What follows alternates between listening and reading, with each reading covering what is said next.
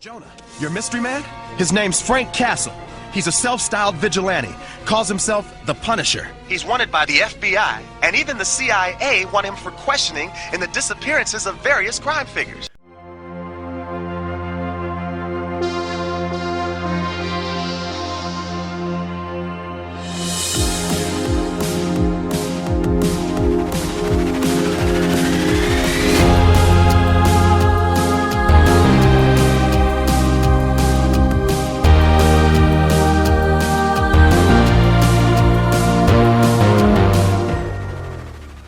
Welcome back to Disney Marvels for week of March 20th, 2022. This is episode 169. Disney Marvels, the show about Disney, Marvel, Lucasfilm, Muppets, Pixar, 20th Century, the parks, and much, much more. If it has to do with Disney, it's fair game. I'm your host, Matthew Graken. Well, it happened again. I've been neglecting the surveys. I got to find out a better way to do it, but I'll get it out. I will get them out. And also apologize for last week's episode. I had some technical issues with the microphone. I had the microphone plugged in, but didn't realize that the computer was using its own microphone over my podcasting microphone. So yeah, I apologize for that. But you know, the computers do what computers do. And on that bombshell, we'll be back after these messages from our friends and sponsors.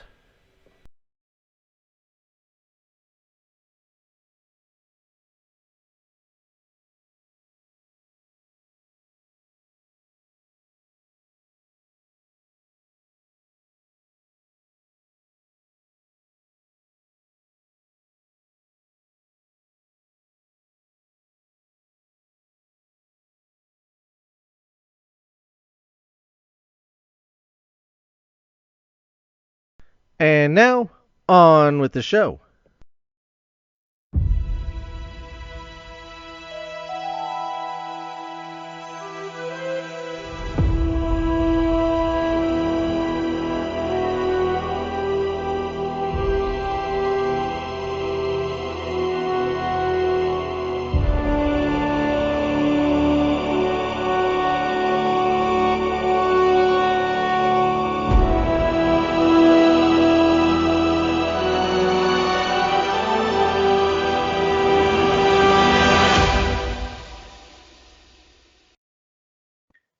Disney has gifted us with many things to talk about. As I've always said, the wonderful thing about having a show about Disney is that there's always something to talk about, either stuff from the past, the huge library of movies and events and history that's happened with Disney or around Disney. And then there's the news that the company will give us one way or another to talk about and fill our time with discussion. This week just happens to be one of them when we have not one, but two possible trailers to talk about. We'll see how much time we have going here, and some news and some listener stuff to discuss. So naturally, I have to bring in someone that knows more about knowing stuff than I do, and this would be our friend Isaac. Isaac, welcome back. How are you doing? Hey, man, it's a pleasure to be back on your podcast as always. Thank you, man. Thank you.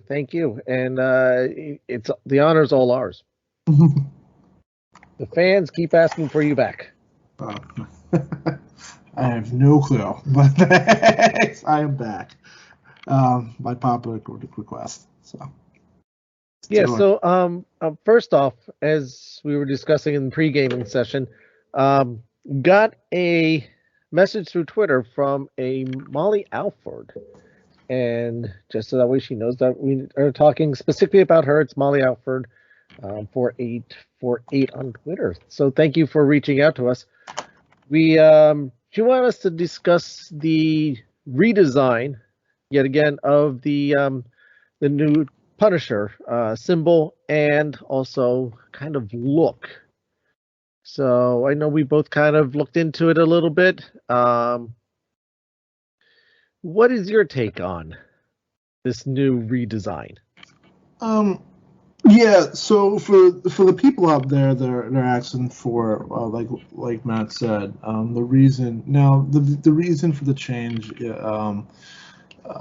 Marvel basically is going to change the Punisher's classic skull logo that's been around since I believe the 70s, or maybe even longer than 50s, 60s, 70s, and instead for the new, I guess for which I believe is a brand new reboot for the Punisher at the moment, or which I think will probably be a new one, is that instead of the skull, Castle's going to be donning basically the Oni, which now the Oni is a Japanese mythical demon monster that's going to be placed on his chest, because in this story, particularly he ends up joining the Hand, which basically is Daredevil's pretty much arch cult that he fights against. If anybody remembers, the Hand has been pretty much happening in the Netflix series, both seasons 1 and 2, and in Defenders. So people are pretty reintroduced. So that's one of the new reasons where Castle's taken on this new look, but as well on top of that, and the other reason for that change is usually that the skull has been used for law enforcement. And if anybody has been aware through 2020 with the recent events of George Floyd and police, I understand of police issues and brutality, normally, on a certain policemen, they tend to adopt that as their symbol for most police and cops. So it seems to be maybe so it seems based on that, it seems like it was Marvel's move to kind of adopt a brand new symbol for the Punisher to kind of be used moving forward. Now, I'm not too sure. I don't know if this is permanent. It sounds like this might be a true permanent change to kind of separate from the use of the skull. But, I mean, at the end of the day, it's kind of tough because you it's kind of like that symbol's kind of out there. So I mean, basically to me, it almost kind of sounds like they're just kind of Marvel's almost kind of forfeiting that symbol to them, to certain parts of law enforcement, and trying to separate that character to doing something else. Because if anybody remembers what the Punisher was that kind of character that would pretty much have to corrupt people, bad to corrupt people, So I think they just kind of want to separate that symbol away from what the Punisher stands for, and not let it kind of be used for what it's used at the moment. Yeah, also one of the other things, I think this was really what kind of maybe drove the nail into the coffin for that symbol. So you had the instance that you were talking about, and then on top of that, supposedly there were people brandishing it during the Capitol attacks on January 6th. So you have multiple instances of the symbol. The symbol has been around for such a long time, and it's become such a iconic but well distributed symbol that it's kind of gotten out of hand and completely out of Marvel's control of where it is. You see it on things everywhere, left and right. It is probably next to like Captain America's shield, Spider-Man's symbol, even probably more than Spider-Man's symbol. The skull for the Punisher. It's become such a used and iconic symbol. Also, the image of the Punisher, as far as what the Punisher kind of has become, as far as the mental image that people have towards the Punisher, guns blazing, just running over bad guys, just going in again, guns blazing, blowing things up left and right. In this day and age, with everything that's going on in the world, that Marvel feels this is not to keep this character around. We do not want to embellish that image at this time. It is not culturally sensitive. It's not what we want to be remembered for. So, or known for. So he's joining a ninja group. He's not using guns. He's using swords and stuff more often. He's adopted more of the hand type of look in his. He's more ninja than guns. He kind of almost makes me think of Shredder from Ninja Turtles. that kind of, he got all the ninjas behind him, but you could tell he's like a leader. Mm-hmm. He's not he's not one of the regular ninjas. There's something a little extra about him.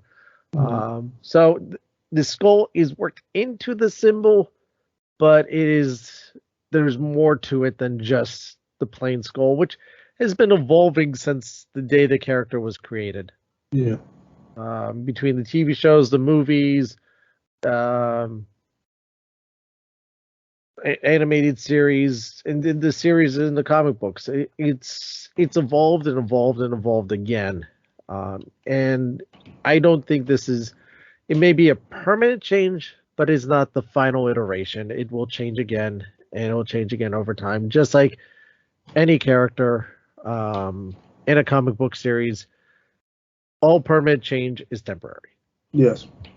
So, will we ever see the true skull of the Punisher again, and the Punisher brandishing his machine guns and rocket launchers? I don't know. I can't answer that. But will this be the definitive end of it? No. This too shall change, and it will change in some form or fashion. That's it. So, Molly, thank you for sending that on. And as far as how do I feel towards it, I'm not a huge Punisher fan. Mm-hmm. He's not high up on my Marvel character list. So I personally, I think it looks a little funky, but it is what it is. I'm not losing sleep over it. No, I mean it's a cool design. It's a cool design. Like you do keep some aspects of his original skull design, but then you kind of work in the demon horns, and the teeth are a little bit long. You add tusk to the bottom of it though. But yeah, I mean, is new change, new logo, new look. We'll see what happens with the new run of Punisher. Yeah, just my honest take on it. If you're a huge Punisher fan, wait to see how this plays out. Because remember, at one point, Thor was a girl. Very true. These things change, sometimes faster than we thought they would. So, so that is that one. Speaking of Punisher, there's rumors out there of Daredevil series getting some sort of relaunch, reboot. I know we were talking a little bit about that. I haven't found out too much other than whispers of that this is happening, because obviously we've seen Charlie Cox in Spider-Man No Way Home. Mm-hmm. Which is now on digital, and in April will be coming to Blu-ray. Yeah. And then we also have D'Onofrio in the Hawkeye series. So yeah, obviously these characters now exist. The telling sign though is that when the Netflix series finally hit Disney Plus, they are in their own little category as the Defender series. And they are not added into the MCU timeline. So, well, I guess not proper, right? Because Just like the X-Men movies. Yeah, they're there, but they're not properly. They've not been mentioned because remember Vincent Trio was interviewed on saying that is this a new version of Kingpin that you're playing for the Hawkeye series? And he came out and said, no, it's the exact same version that you're seeing in Netflix. The version you got from Netflix is the version that you got it in the MC, you're getting right now in the MCU currently. So now he could have just been saying that maybe he was just kind of portraying those same characters, the same film look, but with this news of a potential new Daredevil series with Charlie Cox coming back and Vincent D'Onofrio, it does kind of make sense that maybe the Netflix series may start to be a little bit more canon leading into the MCU proper, like as you said. And if you remember, the Echo series is coming out, announced Echo. And if anybody does follow the comics, Echo's love interest right now is Daredevil, Matt Murdock. So we'll see what happens with that in the next couple. Yeah, probably next couple of years right now, because they still kind of have a set order of things. So we may not get a Daredevil. I mean, I think they might go into production pretty soon, but we may not see it for maybe a year or so. So that's a shift on the board. We probably still got a little time on that. They haven't announced if any of the other cast is coming back. No. Like I said, they barely have announced this show at all. Yeah. But there's a lot more Daredevil that they can tell and work with. I'm still hoping that Charlie Cox shows up in She-Hulk. I just, even just a brief cameo, just like in Spider-Man, he just, I'm a really good lawyer and just walks off or something like that. Yeah.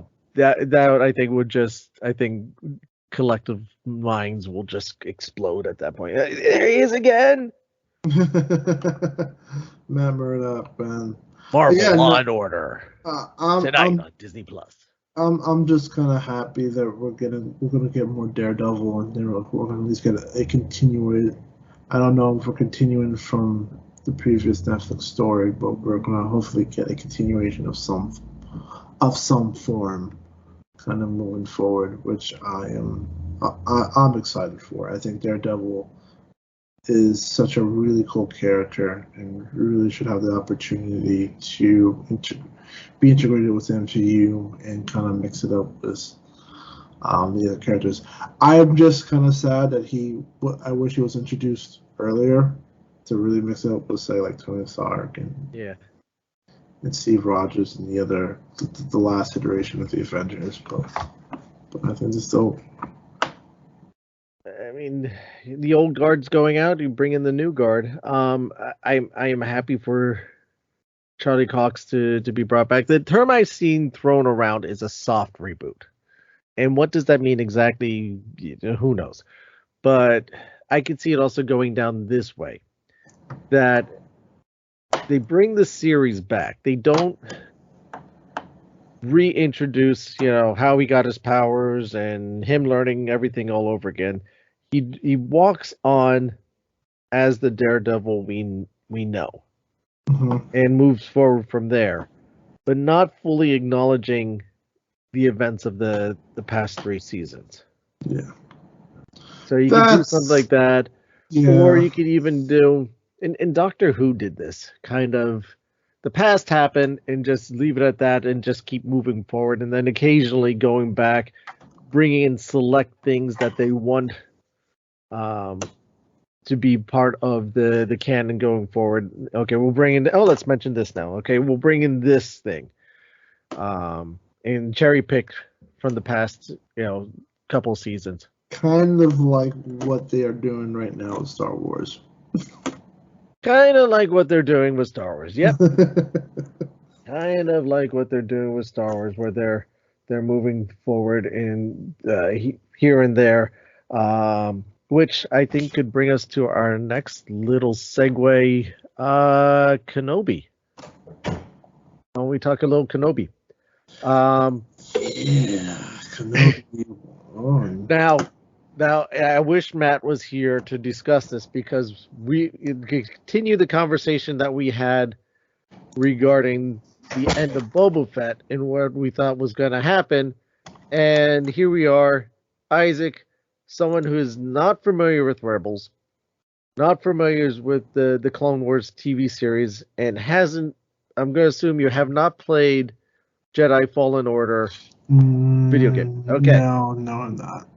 So, what was your take on the trailer? Just the overview and some of the characters that they showed. From what I got from the trailer wasn't bad. It wasn't a bad trailer. Really well done. I just feel like Ewan McGregor hasn't aged a minute. Well, you see him in his bit commercial, the crypto commercial. He looks like he did whatever he filmed the first three. Yeah, the prequels. He hasn't. Look, we didn't see anything. We haven't seen any Hayden Christian. I think another person that popped up that I was really shocked was Joel Egerton from the first one. Yes, he made an appearance in this too, which was very Uncle Owen. Yeah, long back. So he's making an appearance on that, which I thought was just gonna get Adachi to get some power converters. Yeah. But that being said, I just don't know. Again, the trailer was really well done, but then again, like you said, what we discussed in the previous episodes, it's again, this is really made for the hardcore Star Wars fan and as of heart who has kind of followed everything up to this point, in terms of watching Rebels, in terms of watching the episodes, in terms of watching and everything in between, the Clone Wars back in the day, because again, all of that is canon leading up to this moment of where Obi-Wan Kenobi's been doing for the last couple of years. So, we'll see. We'll see. Hopefully it's good. That's all. Yeah.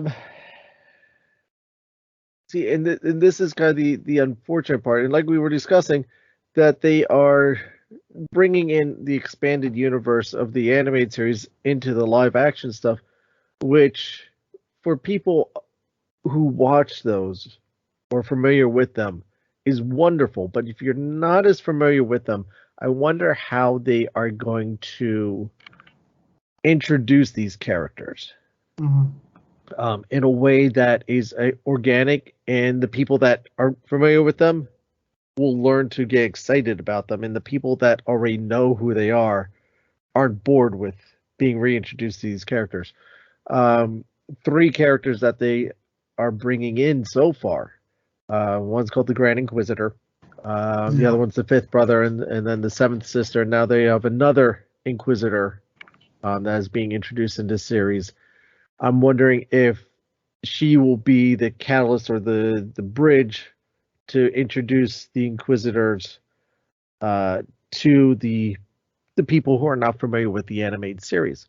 Yeah. In short, these are non-Force sensitive people, so non-Jedi or Sith characters who have been hired by Darth Vader to hunt out the remaining Jedi. So basically like almost they're basically the Sith hitmen. Yep. And I wonder, this is again just pure speculation on my part, and I don't know anything, that to keep things the way that it should be, because technically Vader and Kenobi do not meet again until Episode 4, the duel on the the Death Star. But we know Hayden Christensen's in this series. Is it going to just be more Hayden Christensen dealing with the Inquisitors, and that's going to be kind of his main focus, Vader bringing in the Inquisitors and hunting down Jedi, and it's going to be Kenobi dealing with the Inquisitors and not having to face Vader himself? I don't think he's facing Vader. I mean, again, if that is how that is going, to me, it sounds like the best bet that Hayden's return, maybe. Did they say Darth Vader's coming back into the series? Okay. Because it also, if you pay attention to the very end of the trailer, you hear the breathing, the respirator breathing. Okay, yeah, they did. Yeah, okay. Because my luck would have been, okay, then they probably would bring back. It would make Hayden coming back as Anakin would make sense, because there could have been a time period where maybe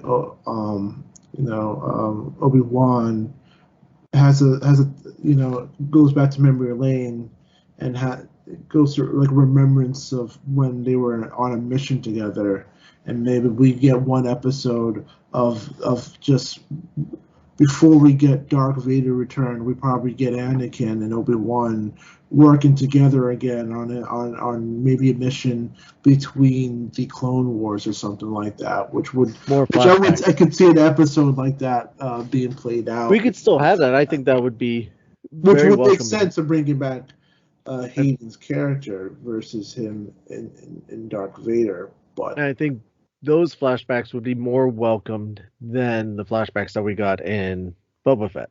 Yeah. Or do you think Obi-Wan deals with Darth Vader in a dreamlike sequence? Because that could be another weird way of. Or does Obi-Wan not know that Anakin has turned to Darth Vader at this point? That is honestly a good question. We know because of the end of episode 3. Yeah, he leaves them on the whatever planet that is. I apologize to all who are screaming the name of it right now. Well, that man's turning like special. He's turned to toast. Yeah, he's got one limb to walk on. Yeah. And that's where he leaves him. Now, they must know something more because of the intent to hide the twins. So the assumption is they know he's still alive and he's going to come looking for them.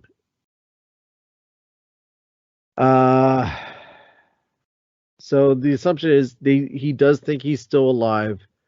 Does he know that he's Vader? That's a good question, because if he's hanging out on Tatooine this whole time, what does he know?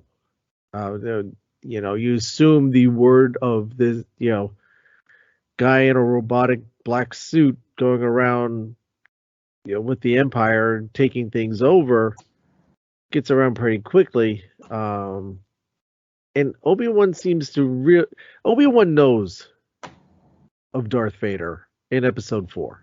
Mm-hmm. Now, when does he find that out? My guess would be before the Kenobi series, but yeah, I could be mistaken on that. No, it's a very Well, I guess we're gonna find out how they're gonna. It's coming out in June. That's the best way I can say. It's coming out in June. I don't know how to handle the story. May 25th. Yeah. And there's a reason. May 25th? May 25th. There's a very, very good reason why it's May 25th, Isaac. Tell me why it's May 25th. Yeah, it's Star. Again, I'm not the big Star Wars guy. Why did you throw that on me? I'm not the Marvel. Yeah, Star Wars. I'm a little. Because I like seeing you squirm. No, it is the 40th anniversary of the release of Star Wars. Oh, okay, cool. Oh, really? That's awesome. Which became Star Wars: A New Hope. Oh, beautiful. Because I know May the 5th be with you is the big term. May the 4th be with you. May the 4th be Revenge of the 5th. See, even I'm messing. Revenge of the 5th. Revenge of the 5th. Oh man. I didn't come up with these. Six of the Jedi. I don't know, man. But yeah, but it's the actual anniversary of the movie. Oh, that's awesome. Okay, I thought it was June. See, so that's actually kind of cool. Okay. I was excited for the trailer. The music that they reference from from the older movies and stuff.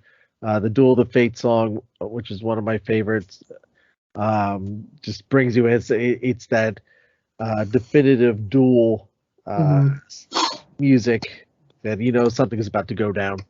Yeah. The little image at the end with the Disney Plus sign with the lightsaber coming through. A lot of little hidden things. The Inquisitors.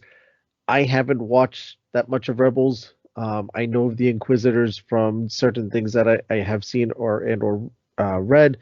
Also, I did play the Jedi Fallen Order game, and they are part of that. So I learned of them through there. There's some bad dudes. You give a guy a lightsaber that has 2 blades and can spin. Yeah, that looks really, really uncomfortable even for him. That's the way I view that. It's like, yeah, that looks really too uncomfortable even for that dude. Yeah. So I don't know, man. I don't. I hope it's good. I don't know. I really don't know how they're gonna handle the Darth Vader situation. It's gonna be interesting. The writers will have something cleverly wrote on. Yeah, and Filoni we trust. And it is a one-time series. It's going to be these 6 episodes, I believe it is. And that's it. Okay. It is a one and done situation. I think, as I mentioned before, it was originally supposed to be a movie when Solo didn't perform quite what they expected. That's when they kind of put the kibosh on all these Star Wars Stories movies because there was going to be more of them. Yeah. And now with Disney Plus, it's found new life. This is something that Ewan McGregor has been championing for years and years. It has been him personally saying, there's this story to tell that, we want to get this, let's get this done. I agree.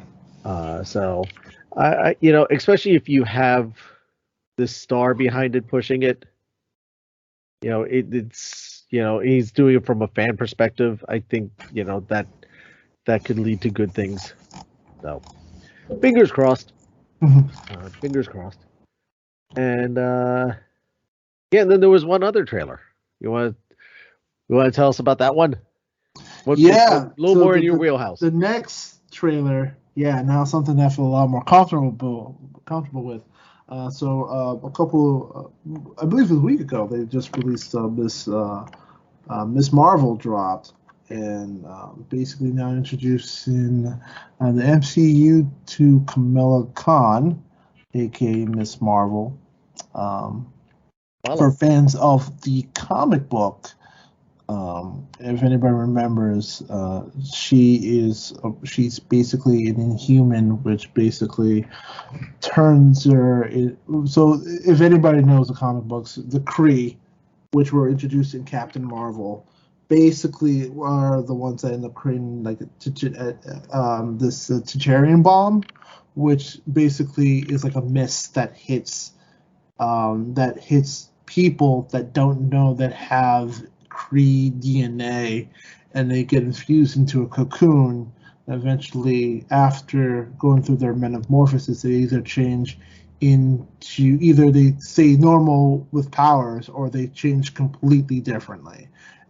Basically titled Inhuman. However, with the MCU, they end up changing up her powers a little bit now, which is a little bit more of the controversial side of it, is the fact that instead of not getting her power through the Kree, that it helps her in Biggin, which there was a lot of stretching situations. She gets her power through what could probably be one of these power bands that allows her to make these constructs, basically almost being kind of MCU's Green Lantern, if you for will. So in the whole situation. That being said, in terms of the trailer, I have to admit I wasn't a big fan of the trailer itself. I was a little. There were some cool elements on it, but I guess I'm not really into the whole teenager angst about the whole situation. Although it is great that superhero is being represented by New Jersey. So with that being said, filmed in Vancouver. Yep. Yes, I'm gonna totally sit down and watch it. For that alone, though. Again, I wasn't really a big fan of the trailer. I thought the trailer was in this way, but. I am looking forward to see how they're going to work the character into the MCU finally. So, yeah, that's my real take on Ms. Marvel, though. But I think it was interesting. How about that? I mean, let me ask you a question. So first of all, I'll ask you this question: what did you think about the trailer? And second of all, how do you feel about the power change? Not MCU kind of following the comic book origins of the character. All right, let me go at this here. The trailer itself didn't grab me initially. With all the animated little bubbles and the 80s music track and the which wasn't it was the weekend, but it was actually played by the weekend. Sorry. Yeah. But I thought the bubble stuff was pretty cool. But yeah, I'm sorry. Yeah, but it wasn't what I was expecting out of one of the superhero movies. Mm-hmm. But when you realize that this is just a high school teenage girl, you kind of get like a sense of Diary of a Wimpy Kid. Yeah, I did get get a sense of that through the trailer. Yes, but then the trailer itself kind of has like 3 phases to it. So you have that initial phase where you have the Diary of the Wimpy Kid. Then you kind of have this middle phase of the fangirl side of her. Yeah. And then comes the newest hero coming out of Jersey City part. So once we got to the second and the third phases of them, I was more into the trailer. Like I've been saying, this is one of the series that I've been more excited for and looking forward to. So knowing that I don't have to wait long till June 8th for it to come out, I am stoked. And isn't and Obi-Wan will be still going on at that same time, right? Yeah. I was thinking Obi-Wan would be done, but no, because if Obi-Wan is 6 episodes and that, it's only May 25th. Yeah. Unless Isaac, and that no one has said this, but now that we're trying to do the math, what if, and I would have to look at a calendar here. Let me pull up a little calendar here. May 25th to June 8th. No, it still doesn't work out. I was going to say, what if they drop 2 episodes of Kenobi on the 25th? Maybe. That'd be interesting. But we would still go a week past the 8th. Yeah. That is kind of weird because usually that's not Disney Plus strategy. Normally they would kind of let Star Wars and they would let things kind of overlap a little bit. But right, you let one run its course to bring out the other one, which makes a lot of sense. That is kind of strange. Yeah. And we still haven't gotten the Thor trailer yet, which you have to feel will be dropping soon, right? I mean, that's also my guess is, It will probably come out. Probably April. Did I hear something about when it was coming out for? Oh, Next month, right? we may be getting it this weekend. Really? I could be. What I heard is that there's a chance. It may not actually happen, but there's a chance that it will be coming out for during the Oscars. Because the Oscars are on ABC. That makes sense. So that is one possibility. The other possibility is they do not want to drop this before Multiverse of Madness to not interfere with the focus. Yeah. So it may be something that comes out right around Multiverse. So May. Thor is due out in refresh my memory. Thor's the movie should be coming out in July. Somewhere in July. So if you put it out in May, that may work. But you also have to remember the toy line is going to be relaunching soon. So true. They want to make sure that everything kind of lines up properly before then. But anyway, going back to Ms. Marvel. No, I'm looking forward to the series, man. I'm totally looking forward to still looking forward to the series. Wasn't really impressed by the trailer. Hopefully the next trailer will be a lot more better moving forward, which kind of explains more of the story. This was more like a teaser of a lot of things happening, trying to get people excited. Hopefully the next trailer really kind of shows I would assume so. Abilities and stuff like that. I would assume so, because from the trailers that we've been shown so far, typically you will get kind of a know-nothing trailer, a trailer that shows you 2 minutes of absolutely nothing, just to get you, okay, this is real and this is happening, and then you'll get a trailer that gives you a little bit more and some different footage and some different angles. I think they always do. I think they'll release a like this was again a teaser trailer, and then they'll release more of a trailer that kind of focuses on story, gives us a plot. This one more actually more introducing Kamala as the character and a little more about her. Yeah, and hopefully get a chance to see more of those powers. You asked me about my take on the powers. Yeah. I was a little surprised. About it. Jim Hill mentioned that there was kind of a reasoning behind that, and it's twofold, and it kind of makes sense when you think about it. The first one being that we know that there's the Miss Marvel, Captain Marvel sequel coming out, the Marvels, and it's going to be Captain Marvel, Monica Rambeau, and Kamala. Yeah. Each character is getting its own color palette, so that way in battle scenes and stuff, you will know who is who. Which is true. Yes. No, continue, because I also asked you this. Then there's the second part to it, which actually makes even more sense. We know the Fantastic Four movie's coming out soon. So, Mr. Fantastic, what's his powers? It's stretchy, but I get that. Personally, I think that's a bit of a weird cop out that you couldn't really do. Let Kamala kind of have her powers, although she'll still probably be able to do the whole big thing with the cosmic style. But to me, I thought that was just a weird cop out. I know that's the biggest one being thrown out there. Yeah. But with the cosmic powers, here's the thing about that too, because we understand it makes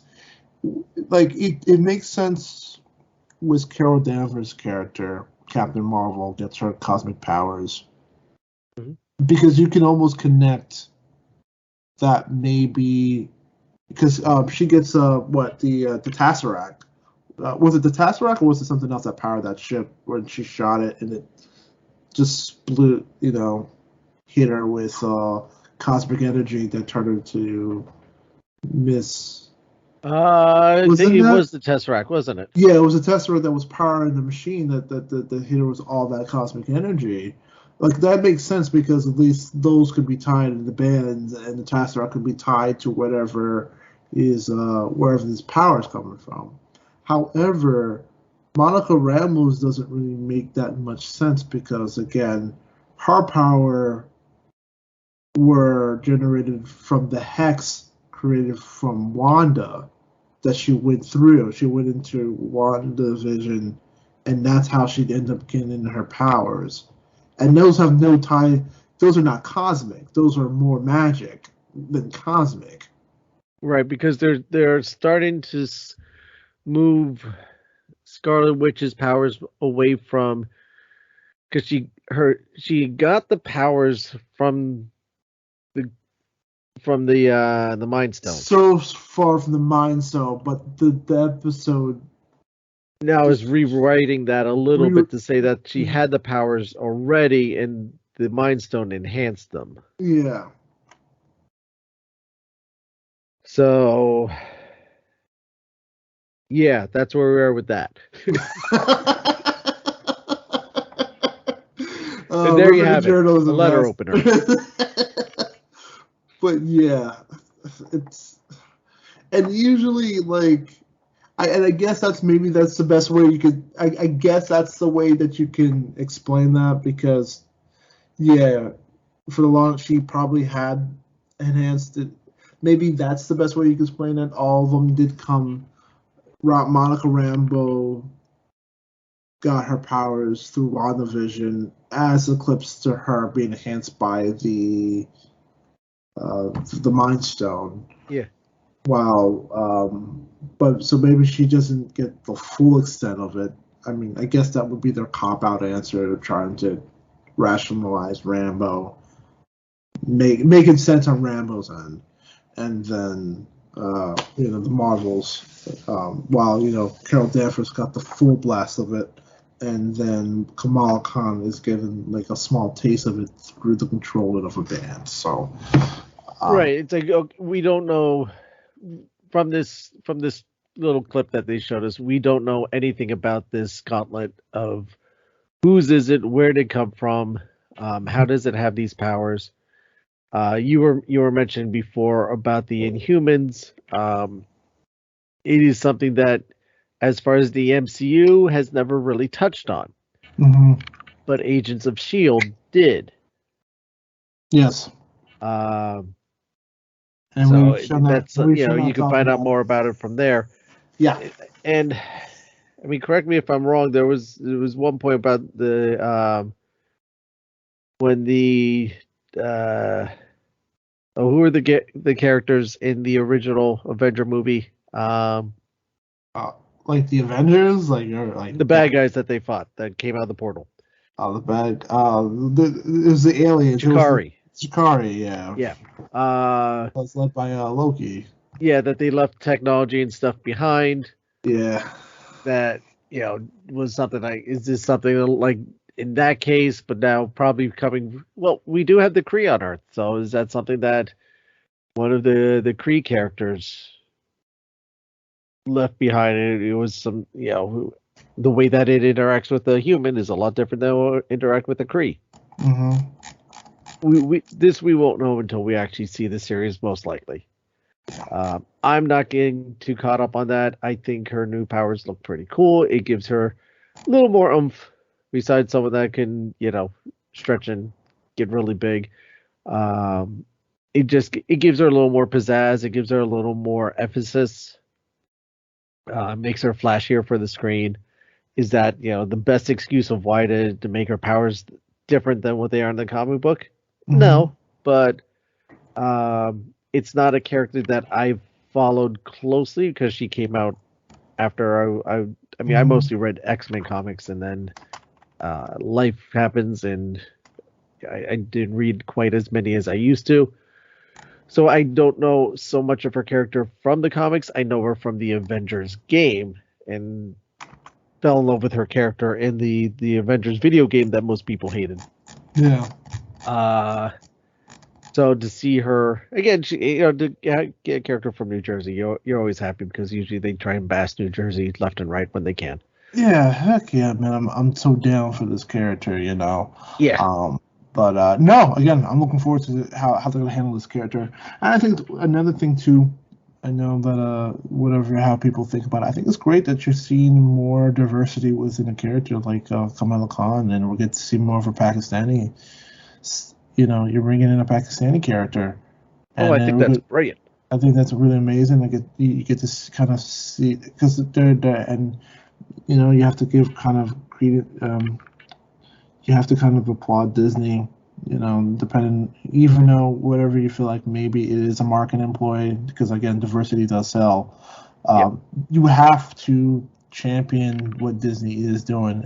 If Disney is doing it, at least they're putting money behind it, and they're going to push it. So you have to give amazing props to Disney on that end. Well, right, because you're not even you're getting this series, but you already know that she's coming out. She's going to be in a movie too.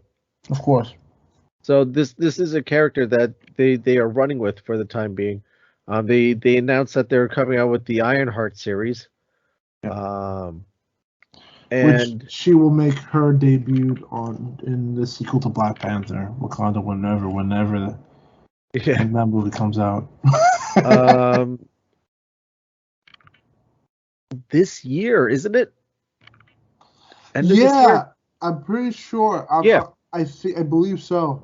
It's like November, December this year. Yep. So that's exciting. As far as changing origin stories, I mean, they did change Kate Bishop's origin story. Yeah. So that's it's kind of par for the course. You figure that a lot of the Avenger characters, they've don't follow the exact origin story that we have in the comic books. So needless to say, a lot of good things coming our way in the Disney Plus realm. I agree. And between Marvel and Star Wars and Marvel, and we shall see what's what with all this stuff and how they work out this scheduling stuff. Yeah. But out of the three of them, I think Ms. Marvel's the one that I am most excited about until I find out more about Daredevil. Awesome. Which I'm still working my way through that the original Netflix stuff. And now I can do it on Disney Plus. God. I like it. All right, Isaac, thank you again for joining us. Hey, it's a pleasure. Always a pleasure having. The pleasure's all ours. Thank you.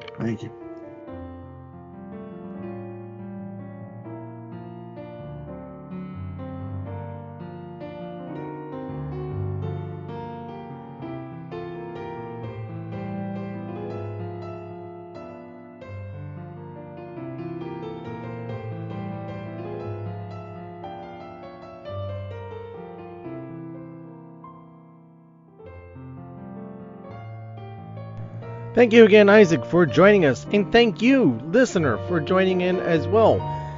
Let us know your thoughts on any or all these topics. Join the conversation on our Facebook group, facebook.com/group/Disney Marvels Podcast, on Instagram at Disney Marvels Podcast, TikTok at Disney Marvels Podcast, and on the Twitter at Disney Marvels. Don't forget to subscribe to our YouTube channel, where you can also catch the audio feed from each episode on there. Most of the episodes, most recent episodes, and also some other content that I've been putting up there recently. You can leave us a voice message through the Anchor app or Anchor.fm website, or record your message electronically and email it to DisneyMarvels@gmail.com. Also, please send us, if you want to hear your topic discussed on the show, contact us at one of the above places, or email us at that same address any questions or suggestions you may have for the show. Don't forget to check out the latest Disney Marvels blog at disneymarvels.blogspot.com. Links to all these are in the show notes. I know how little time everyone has and how crazy life is, especially these days with all the unfortunate things going on in the world. These are troubled times. But the highlight for me is the time that we get to spend together each week in discussing some or a number of things that we have in common that we like. And it really means a lot to me. It means to all of us over here at the Disney Marvels team, all the co-hosts and myself, when we hear from you and we hear how much you enjoyed an episode, or you look forward to the next episode, or you get involved in the surveys.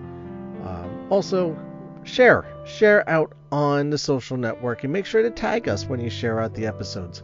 This way we can like it and comment as well. And thank you for taking the time to share our work with your friends. Also, while you're at it though, go on to Apple Podcast or Stitcher and leave us a review on there. Currently on Apple Podcast, we have all 5-star reviews, and we wouldn't mind getting more 5-star reviews. Please keep them coming. The more reviews that we get, the more likely they're going to promote our show and get more people. Walt believed in a big Disney family, and so do I. Don't forget to subscribe to our show while you're at it. This way you always know when new episodes are posted, because I haven't been able to get them out on a regular schedule. I'll be working on that as well, or attempting to in the coming weeks. While you're at it, also consider becoming a premium subscriber. Really help the show out. You could do this over at anchor.fm/DisneyMarvels/support, or find our Patreon page and sign up there and get some cool stuff. We get either of those really going, and we'll get you some private episodes as well that the subscribers will get in addition to the regular shows.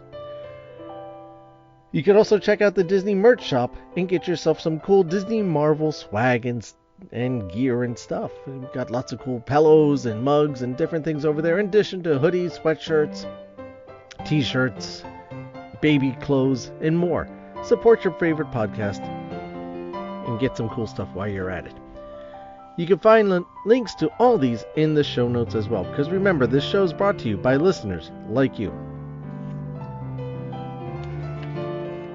In Japan, broken objects are often repaired with gold. The flaws is seen as a unique piece of the object's history, which adds to its beauty. Consider this when you're feeling broken. Now I'd like to end this week's show with a quote, of course, from Walt Disney. Fable animals are not real animals. They are human beings in the guise of birds and beasts. From the earliest beginnings, as his cave drawings eloquently assisted, man has been telling many of these experiences in dramatic conclusions and comments through animal symbols. Again, that's Walt Disney. Thank you again for listening, everybody, and I'll see you next time.